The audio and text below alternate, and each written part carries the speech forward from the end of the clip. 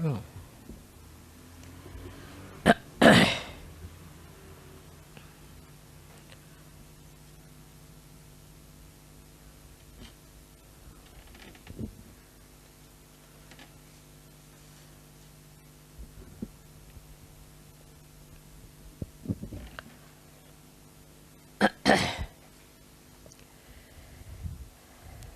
It is such a joy to see so many Sahajogis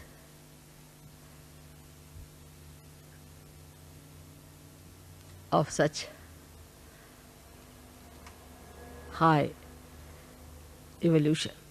I am sure all the gods and goddesses and the Almighty Himself must be overjoyed to see this achievement, no doubt about it. But I was told that you want to know higher ways or higher things by which you would like to ascend higher and higher. In the Samadhi state, first is the thoughtless awareness, as you know, called the Nirvichar Samadhi. And then into the other state, which is called as Nirvikalpa Samadhi, where it is doubtless awareness, is two stages, Savikalpa and Nirvikalpa. Most of the Sahajogis now are on the Savikalpa, not yet at the Nirvikalpa. And to rise up to the Nirvikalpa, we must understand that we have to do little more about it. So far we had our physical problems which are solved. Physical needs, comforts cannot dominate us anymore. We can live in any conditions like Brahmapuri. We enjoy all that. That shows that we have now risen above the conditions that are laid down by the material life or the matter. That's a good state where we have reached, which is also very difficult for people. Normally people are extremely fussy. They are worried about worldly things, worldly possessions, worldly material problems. So many of them would come and tell me, I haven't got this job, I haven't got that job, this is to be done, that is to be done. Then the second subtler attachment is to our emotional side, like my mother, like my brother, my sister, my wife, my children. And we go on bothering Sahaja for that my friend should be cured, my brother should be cured, my sister should be cured. That's a very subtle thing. We do not understand that in the realm of God, those who enter can only be benefited, not those who do not enter into that. For example, if you have a relation living in India, you cannot send him the benefits of an Australian citizen. So first of all, we must know that they have to be the citizen of God's realm. So unless and until we give them realization, take them to that level, they are not entitled. So we should not have any obstinacy about it. No obstinacy. Many of you have overcome that part, that you are not attached to a particular type of a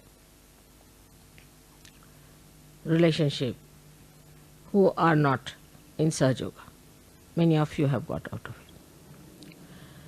But then how to overcome higher attachments?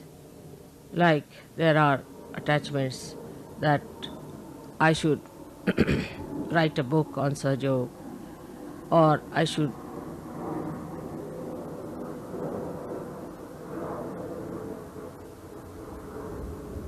paint something for Sahaja, I must earn for Sahaja, I must do this for Sahaja. This is also in a very subtle way is ego.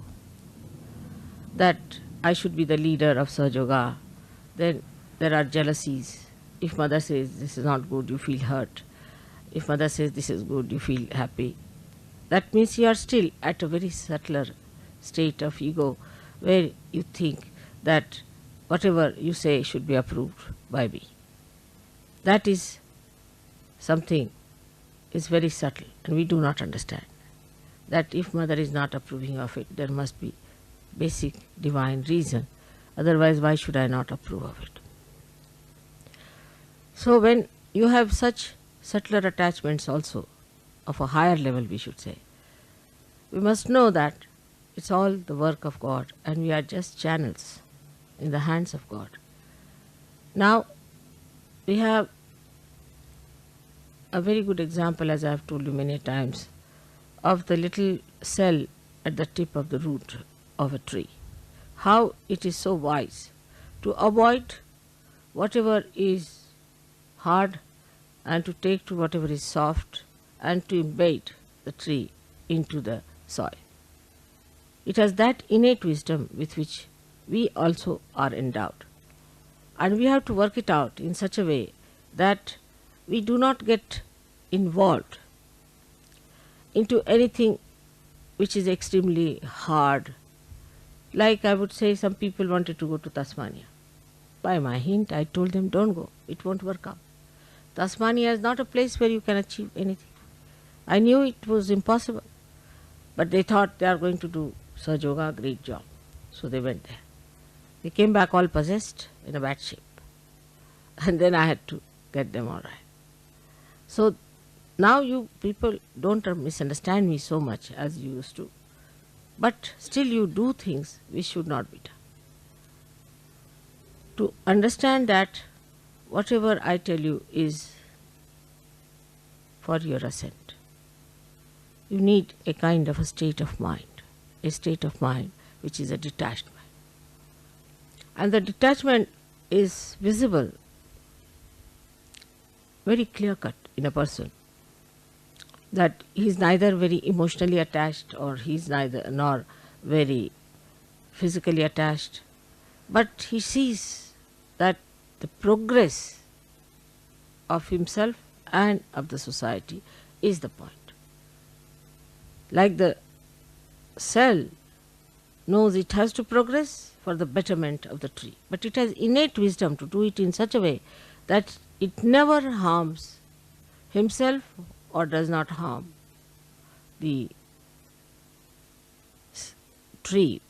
So, the progress of a mind which wants to develop has to be such that you should move with a balance, with a witness state, and see for yourself how far you should go and how far you should not go.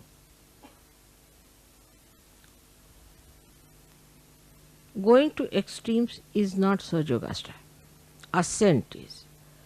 So even if you find somewhere, you go and find that there is no response, then you must know that it is nothing wrong with Saj Yoga, nothing wrong with you.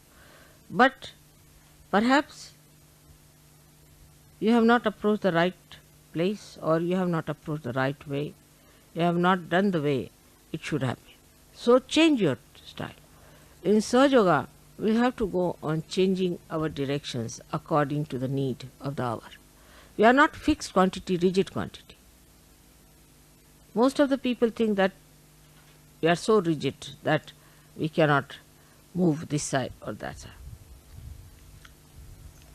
The mobility of our movement is so great, I say 360 degrees, because you are stationed in the center in your spirit. You can move any way you like as long as you are centered in your spirit. But this is an important point which we miss, that we are centered in our spirit. And whatever movement we do, as long as we are centered in the spirit, is necessary for our growth and for the growth of the collective. Now let us see certain emotional sides we have, how we can conquer. It's very simple. You are very fortunate, I should say in a way, than any other seekers so far, because you have before me myself sitting. I am sitting before myself and I see myself as a good example of following. When you have someone like that, that's very simple to see. People didn't have any such people, or some leaders, or somebody who was an ideal. So it was all right that they went wrong. But those who have something before them, it's very simple. The secret is like this. Now, when you are subtly attached to something, so to say an emotional side of something, or you always like to be on the negative side, or too much of a positive side, in the sense that you aggress others, then you must discriminate. If it is an aggressiveness that you see in yourself, witness in yourself, then you aggress yourself. That is the best way to get rid of it. If you are a hot-tempered person, better get angry with yourself at least 10 times. And then you will see that your temper will mellow down, because all that is coming out will be directed towards yourself. Now this is the discrimination you have to use. And be honest about it. The another side could be that you are very left-sided, emotional, extremely emotional about things, and you cannot get over. Then that's the best. Divert your emotions to me. Put your emotions to me. But do not aggress me. This is the discretion you have to use. When you have aggression, you aggress yourself. And when you have emotional attachments, direct it. It's very simple to do. What pleases mother? Very simple things. What does it please her? Very simple things pleases her, like flowers. Now, people say that we are going in the garden, mother, we found these flowers for you. It's a good idea. But how much attention you have put to it, that we have to give a flower to mother. Now, what flowers she likes? She likes fragrant flowers. All right. From where should we get a fragrant flower? It's very simple. It's a shop. When you are going around, be on the lookout. There must be some shop with fragrant flowers. In those months, what flowers come in? What flower am I going to give to mother? The whole direction changes. You see, you become so beautifully attached to me, and I have to gain nothing out of it. But by attaching yourself to me, you gain something. Like the river Ganges flows, and if you dip in the river Ganges, the poor river Ganges doesn't get anything. But you get the blessings of river Ganges. In the same way, you have to think that if we have to attach ourselves to mother, we must put our attention completely, entirely to it. Little things you do. What should I do for my mother? How should I please? It's not what you give me is important. It is how much heart you put into it. You know the story of Shabari. She was a very simple woman, an old lady with very few teeth. When Rama was coming, she said, what should I give to Sri Ram? All right, she went round and round. They were in the forest, some small little, what we call berries, bear. And she thought, it may not be sweet for my Ram. How will I give? So she picked them up. She used to test them with her teeth. One teeth she used to pierce in it and see if it is sweet. And then she would collect those. And those who were bad, she threw away. When Sri Ram came, she said, Sri Ram, I couldn't get anything but this for you. Will you have it? Now, Sri Rama, being an incarnation, knew the depth of the love of this lady. He took it up in his hand. He knew that this is given by great love of a great heart. So, she says, this I have tested each one of them. Don't have any doubts. I have tested in every one of them. They are all very sweet. You can have them. So, he puts it in the mouth, tells his wife, I have never eaten such beautiful fruits, such great fruits before. I mean, it's such a simple fruit to see. Sitaji, his wife being an incarnation herself, she said, you must give me some, after all I am your Ardhangi, the half, better half. But Lakshmana was getting angry. He said, "Who is this old woman sitting here and giving such? We don't eat things, you see, eaten by others. We call it ushta. Is a uttishta. I mean, the one who has eaten something is never given unto Rama." So was very angry, fuming with temper. So she takes it in her hand and she tells her brother-in-law, "Oh, this is the best I've had, oh my brother-in-law. I've never had such beautiful fruits." Now he gets tempted. And he says, "Really? Can I have some?" He said, "No, it's only for me and my husband. You better ask her." So he asks Shabri, "Can you give me some, please?" The whole temper fizzles out. And then he sees the beauty of that fruit because it is done with love. So this is what it is. Love which you have should be expanded. Now very simple. If you are attached to me, I am a person who is so much spread out all over. It goes into the whole, it goes into the nature. It permeates everywhere. Whatever love you give me is not like a drop in an ocean, but is this ocean in a drop. And that is what we must understand, how to love Mother. But when you love me, you won't feel bad. If I tell you something, this is not good for you, you should not have done it. Because if you want to be all right, you would say, "All right, Mother, this was wrong, all right, I'm sorry, I'll never do this again." This is a very simple way, but it is a very difficult thing for human being. It's so simple. I asked Warren that are they prepared to take up what I say. Then you will be surprised when we are in love with someone. We don't mind how we cross the roads, how we go there, how we have to cross floods, this, that. That force of love takes us there. In the same way, the force of love for water, for the whole tree, takes that little root. That innate wisdom is nothing but the love he has for the whole tree, that he goes to the water, sucks it in for that great. It's not that it is important for the tree. If there is no one tree, one root doesn't matter.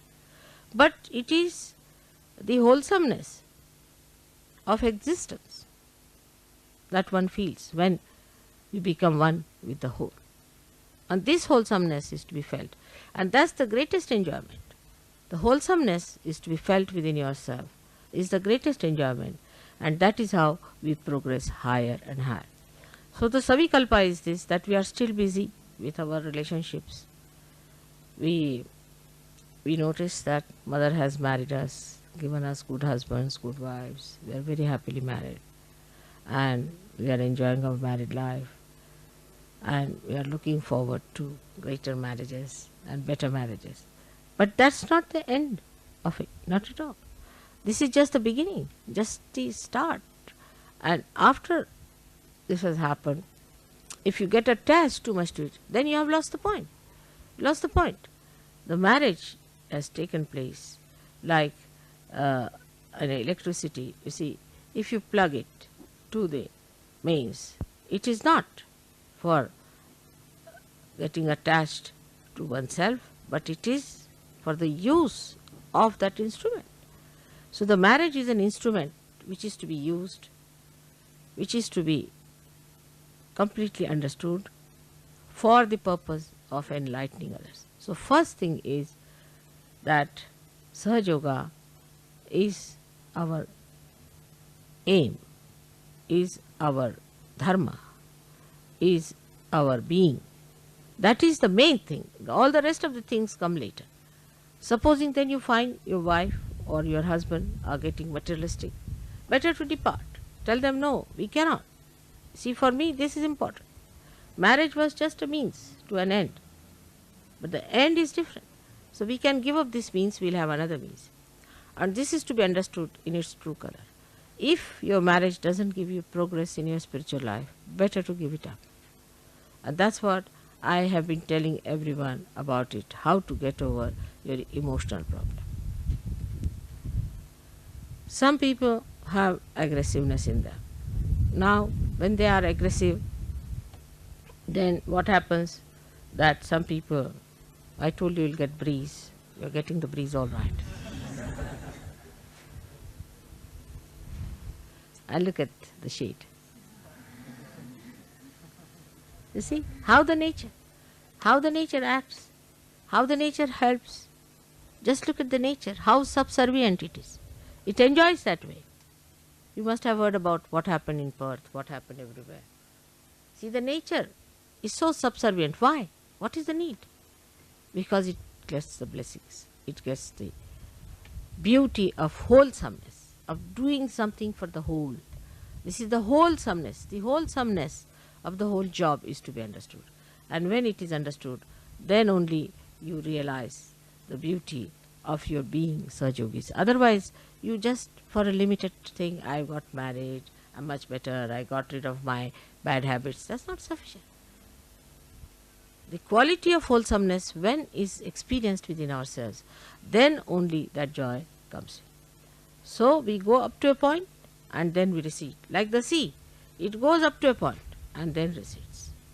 It does not go beyond a certain point. It has its own maryadas. It knows how far to go. But what does it do? It ascends at clouds. It purifies itself, ascends at clouds, and then meets the Himalayas, and then you get the rain for the benefit of all the others. It's a big circle that is made, and the wholesomeness of that circle is realized by the sea. In the same way, you must know that you are in that great circle of nature where you have to play your own part in a full way. And once you realize that mentally, you should put it in your heart the way I have said it. Because to put it in the heart for some people is very difficult. Like they'll do my puja all right, it's mechanically. But some people may not even do any puja. They sit before the photograph and talk to me heart to heart without saying anything. And even in puja, when I see people doing puja, I know how far they are dedicated, because the way they do it with caution, with care, with awe, with understanding, everything is so beautiful. But if somebody is doing just a ritual thing, I get a fright. I just don't understand. Now next time he might hit my foot or something like that. So one has to be all the time ascending. Ascent has to be achieved. And that ascent is only possible when we start giving up all these ties and tags that we have. These ties and tags keep us down. So get over that ties and tags. The other day I was telling Warren that you see men and women after 45 or 50 still go on thinking of marriages. It is too much. It's all right. After 40 also one should be all right. But at least 45, 50. But even at 60 years somebody comes and says, "Mother, get me married." Then I really get fed up. As if my job is to get you married like a clergyman. So this is not the way. What is in a marriage? Some people are seeking their husbands all their lives. When are you going to seek the real one? That is your spirit. So that category of people have to come up and work it out in that manner. Then only our family, our relationships, our society will have some meaning in the realm of God. Otherwise, it has no meaning. We have to be meaningful to Him, not that He should be meaningful to us. We should change our attitude towards Him. That what has God done for us? Let's see, we should say, what have we done for God? What have we done for God? Then you will get ideas what is to be done, how to spread out, how to go ahead, how to work it out. But still there are limitations. I know some people have limitations. They have limitations because they have a background. Some of them come from countries which has a background. And also the other one is that the problem of these people delimiting others. When they come in contact with you, they try to delimit by their talks, by their, I should say, talks without understanding what they mean, some sort of frivolous, sarcastic things. And people get impressed by such people. And if you get impressed, then you should know you are not a Sahajogi. A Sahajogi is to be known by his character, by his righteousness, by his behavior. The behavior of a Sahajogi should be extremely a peaceful behavior. Peaceful. Sahajogis who are just rushing up and down, upset, are not Sahajogis. peaceful. Now, how do you get your peace? Peace comes from your spirit, because you know you are in your spirit. You know that you are one with God Almighty. What is there to hurry? Where is he going and where are you going? You are together. Whatever is there, you are there. So what is there to hurry? What is there to just hasten something or get upset? Peaceful personality comes when you say, no, not this. When the haste starts, then you should say, not this, not this, not this. Another could be that when you see somebody whom you don't like, or who has been harsh to you, who has been cruel to you, you get annoyed. And then again you will get disturbed. At that time, I forgive, I forgive, I forgive. Main thing is you have to be peaceful. Not that some people say that, Mother, I try to forgive, it's difficult to forgive. It's all mythical, you know that very well. But what you have to say, I forgive, I forgive, I forgive, if there's disturbance. Mine is another case. Supposing I see somebody who is a Rakshasa, then you see a kind of a thing builds in me, which I don't know what you should call in human words, but we can say anti-forces against that person, like tremendous vibrations. And when they are released, you see, they engulf that Rakshasa. He goes down in his own estimation, in the estimation of others. Somehow or other, he gets destroyed. In a modern way, he is not killed, but in a way, he is killed. So this is what happens, but that may not be with you. So what you have to do, when you start feeling anything, anger against, say, some very devilish guru, suppose it, then you build it up in yourself, and that built up anger within you will neutralize that will. You need not say it out, you need not talk about it, but that built up anger will little bit trouble you also, because it has a little reaction.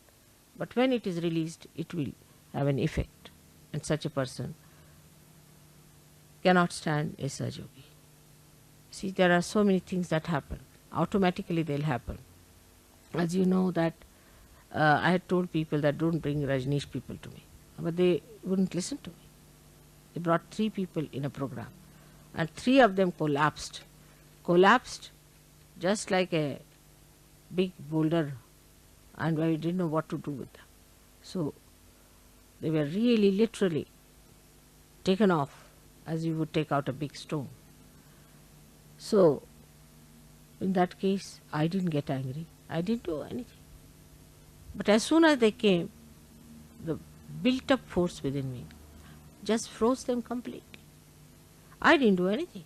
On the contrary, it was disturbing our program, but the built up force would not wait, it just froze them. So this is what is the other side of it, that even if you hate any guru, you don't like him because he has been so unkind, build up that force. For that you need strength, because it's painful little bit. Build up that strength within you to hold that sword in your hand. Then you get the sword, and then you cut him off without doing anything. It's just cut off. So going to that limit where we find that some people are so sinful, so horrid, so devilish, that they should be punished, no doubt. But for that you don't punish. Let the divine do it. But your force built within yourself can do it. You should try all these things within yourself and see it works out. Now for meditating, many people think that 4 o'clock get up, do this, that, and it's very difficult in the beginning. There's no need for you to get up 4 o'clock otherwise, but in the beginning it is necessary. Because why say get up 4 o'clock? You are such slaves to your sleep, because you sleep such a lot. Early in the morning you sleep such a lot. So just to overcome that habit of yours, of sleeping, of sloth, you should be able to get up any time that you have to get up. Because we are on war. We are on war path. Which time is free for us? Any time. Whether I sleep or I am awake, I am fighting. I don't find even a single minute that I am not working. So this is what it is. You have to get up in the morning, because you have to train your body, better behave yourself. Supposing your body cannot sleep on the ground, Make your body sleep. Let's see what happens. This is the tapasya. This is the penance through which the Sahaja Yogis have to go. That they make their body their slaves in the sense that they can use their body. That doesn't mean tomorrow I want you to be sitting on the bed of thorns. Again, I have to always take the extreme side to which you people go. But if your body tries to be funny, better tell the body, you behave yourself. What do you mean? Why can't you do this? Why can't you do that? There are so many habits we have which we should watch. Some people have habits of coming forward too much all the time, to be in the public, to be there all the time, this, that. Tell yourself there's no need. If you are called, you better go. Detach yourself from yourself and see for yourself. As I said, I see myself sitting before myself. In the same way, you see yourself sitting before you and you tell yourself very clearly, now, this is not the way it is to be done. This is not the way. This is not such. Why are you going forward all the time? Why are you trying to show off? Better rebuke yourself. This is what I said, aggression to yourself. And tell yourself that you have to be like a Sahaja Yogi. Sometimes I find people laugh at wrong times. They cry at wrong times. They do things at wrong times. It's done, it's done. Don't worry about that. But next time, why did I do it? All right, next time I'm not going to do this one. This I did because I wanted to show off, or was I was emotionally disturbed at the wrong time. But the expression of love is very spontaneous. But that spontaneity to come, you must get rid of your habits. Otherwise, you can never become spontaneous. A person who has got habits cannot. The other day I was giving a lecture and one fellow got up and went out while just meditating because he wanted to smoke. So you can imagine, because of habits, how we sacrifice something that is so important, something so auspicious. You can realize it that your habits within yourself are built in because there was no tradition of dharma also. If there's a tradition of dharma, then what happens, as I told the other day, explained to them, that the fat cells in our stomach get the experiencer charmed with the sense of virtue, righteousness, of goodness, of innocence. But if that is not so, it's like a dead another cell going in the head and experienced in dirty things, in doing dirty things, in doing something that is destructive. All these modern methods are destructive. And then you get only the sensation from that because it's a dead stuff. It needs a sensation all the time. And they start doing all these things. But now, the Kundalini awakening, your dharma is built in. Your cells are charmed by that. So you use that power to enlighten your brain, which surrounds actually as auras over the heart. It's such a mutual understanding between the two. But you have to establish that mutual understanding. Our idea is that by God's grace, we are so many. And if we want, we can transform the world. We can bring peace, joy and bliss to this world. We could be blissful if we count our blessings. And we'll be joyous if you get rid of your tags. We'll have to fly. Then only we can be joyous. And for this, we have to have our balance, our ascent, and then the desire to fly into the whole universe. How to do it? You can find out yourself. It's not difficult. How can I do it? Face yourself. Find out about yourself. Don't justify yourself. Don't be miserable. Some people identify themselves with miseries and like to enjoy their miseries. Stupid things these are. Absolutely. Such miserable looking people have nothing to do with Sahaja. So you have to be joyous, happy, balanced, well behaved, sober. Outwardly it will show whatever is inward. All your dignity will express if there's dignity. So if you just have a dignity outside, it will drop out in no time. So all these things can be built from inside out, not outside in. And once they are built outside also, then they are best. But outside, what we have to do is to put ourselves outside. That's all. Now Nirmala is sitting there, I am sitting here. Now Nirmala tells me, then I tell Nirmala. Let's work it out that way. And when we work it out, then things will be very easy, because now you have a state where you are separated from yourself. So that is the state of Nirvikalpa, where you are not attached to anything. You don't have any habits. You are not attached to anything. You have no diseases. You have no troubles. You are above everything. You do not try to complicate things for me. You do not try to say things more than me. You just take it a hint, sufficient. Mother said so, all right. But some people have another bad habit. Mother said so, so this is so. Use your discretion. How can mother say? If she has said something, there must be something in it. Must understand. Like Warren asked me, Mother, should I marry? I was stunned, I was stunned. But I didn't know how to tell him off. I said, as long as you think you will be happy, it's all right. Any person at that time who was not so mad would have seen the point. But that time he wouldn't understand. In the same way, with everyone it happens that when I tell you something, you don't understand. Most of the marriages have failed where you have said, I want to marry someone. 99.9. When I have said, you marry someone, because you have been living with that person something, such marriages also have failed, I have seen.